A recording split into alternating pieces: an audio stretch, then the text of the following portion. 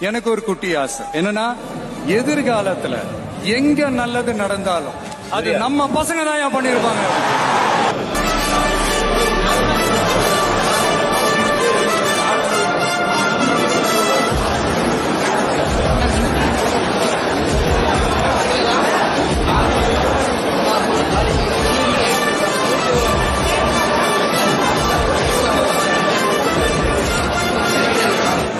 எனக்கு ஒரு குட்டி ஆசை.